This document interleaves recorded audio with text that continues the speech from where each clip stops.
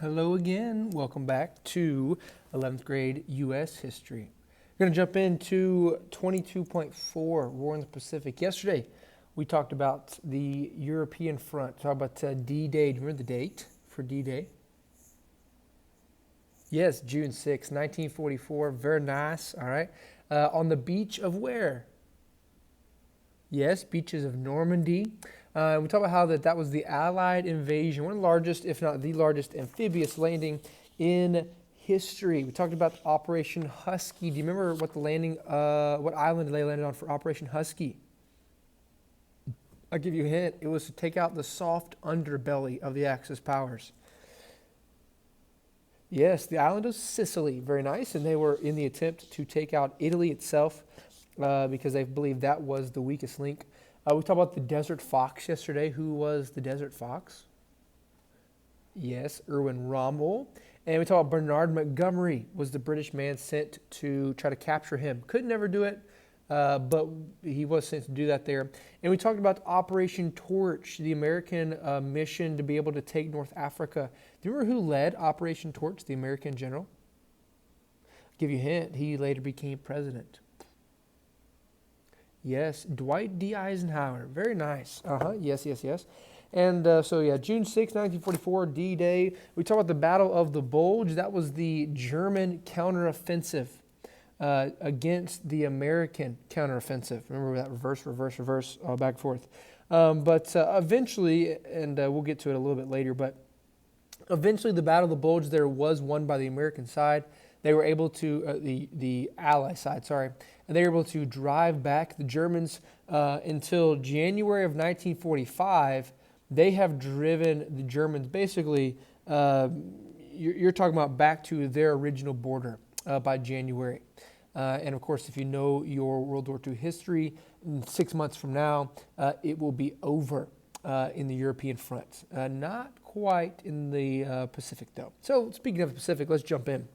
You see on page 501, you can see the war in the Pacific there. You look at that map on page 501, and you can see the Japanese defensive line. By 1942, they have a massive swath. In fact, let me do this. Let me see if I can show you here. I mean, you can look. I mean, look at this. I'll zoom in so you can see here. So right here is Japan itself. All right. Here's the Philippines. Here's Australia might. And you go on through, this is the extent of the Japanese control. I mean, massive amount of land. And the problem is they're so far away from everything else that you really can't just come over here and then drive you a plane and drop you some bombs. Can't really do that. So what the plan's going to be is they're going to have to start on the furthest outside extent. And they're going to do what's called the island hopping campaign. And they're going to have to go from island to island to island. And they're going to have to shrink this massive circle of defense until they can get it just outside of Japan itself. And this is going to be a massive undertaking. It's going to take a lot of manpower. It's going to take a lot of supplies. It's going to take a lot of logistics. And it's also very difficult because, remember, we talked about this yesterday or 2 days ago, with the Bataan Death March. The Japanese did not surrender. It's just something that they did not do. They viewed it as weakness. They viewed it as cowardly. And so they would rather die by either the hands of the enemy or by suicide than surrender. So it's going to be very difficult. But the strategy for taking back the Pacific was called the island hopping campaign. And all this gets started on the island of Guadalcanal. It was an island in the Solomon Islands. We're talking about 3,000 miles away from Japan. That's how far the extent that Japan had pushed. 3,000 miles. If you look at this map, I'll pull this map back up for you. This is Japan, and this is Guadalcanal. Here's Guadalcanal. Here's Japan. We're talking about 3,000 miles separation. That's the first island that we hit. And we go there to Guadalcanal. We're able to take it there. The Japanese have to eventually abandon it after months of fighting there in February of 1943. And then, like I said, we're going to start island hopping from place to place. So Guadalcanal was first, and now we get into the Mariana Islands there. We use some U.S. fighter planes there. And we're able to try to do as much work as we possibly could. there. We jump in after this. Then the big push now is for the Philippines. And the Philippines is going to be very tough because we had originally occupied the Philippines, remember? We had American control of that from the Spanish-American War back in 1898. And now you fast forward to now, the Japanese had a serious hold on the Philippines because it was a major supply route, or really kind of almost a bottleneck. Because in order to go anywhere between Japan and anything in the South Pacific, without going all the way around, they had to go straight beside the island of the Philippines, the islands of the Philippines. And so it was going to be difficult for them to be able to do. So the Battle of Leyte Gulf was outside of the Philippine Islands. We're talking about the Battle of Leyte Gulf, largest sea battle in history, due to the number of ships, due to the size and all that sort of thing. And at this Battle of Leyte Gulf, we are able to do a number on the Japanese fleet. The Japanese soldiers were very well trained, very well manned, and they were a good fighting force. Their navy, on the other hand, though, was a step behind a lot of our technology, a lot of our weaponry. They couldn't match our naval powers, and that had a huge role, obviously, because this is an island hopping campaign. So if we can control the oceans, if we can control the waterways, then we have a firm grip on anything the Japanese are going to try to do. So at the Battle of Leyte Gulf, we have a resounding victory. This was a win for the American side. It came at a huge cost for the Japanese. They lost 3 battleships, 9 cruisers, 10 destroyers, 180 aircraft. I mean, this was kind of the beginning. It kind of broke the gates open, if you will. In fact, it got to the point where it was almost desperation mode for the Japanese. They began using a brand new tactic that was so surprising that even the American side, or even some of the Japanese, couldn't understand why or whatever.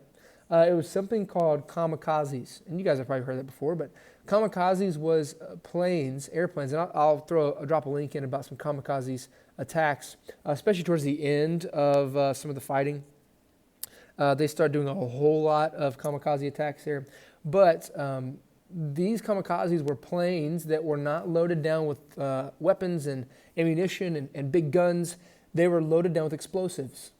And a lot of them were older planes or slower planes or whatever. And what the whole goal of them was to do was load them down with explosives and take them, and rather than shooting bullets at ships or shooting bullets at other planes or whatever, the goal was to take that plane and use it as a explosive. Drive it straight down in and hit the plane or the ship itself, especially ships, that's what they targeted. And if they could, they were loaded with explosives, so they had a huge effect on ships. And that's what these kamikazes were. They were suicide planes. They were suicide pilots. That's exactly what it was. And their mission, as your book mentions, was to crash these planes into American warships. And it had a big effect on American ships. You're talking about some 300 warships were either crippled or sank because of kamikazes. It was a big fact. Now, this didn't slow them down, obviously, or whatever might have been there, and they were still able to progress, were the Americans. But this did have a little bit of effect. It's interesting. Also, we had a young lieutenant that was on a torpedo boat, the pt.1. It was actually controlled or skippered by a lieutenant in World War II. And he was fighting in the Solomon Islands, and his ship actually got sunk, really almost like sliced in two by one of the big Japanese destroyers. And so this guy, he gets his men, and they were about 3 miles from shore. So he gets him and some of his men. He's injured in the takedown of his own ship, and they were able to basically float for some 30 hours off the 3 miles off an island. They were able to float in to a island. They're able to get on the island itself. They're able to survive, get picked up. That man later goes on to become president. That man was John F. Kennedy.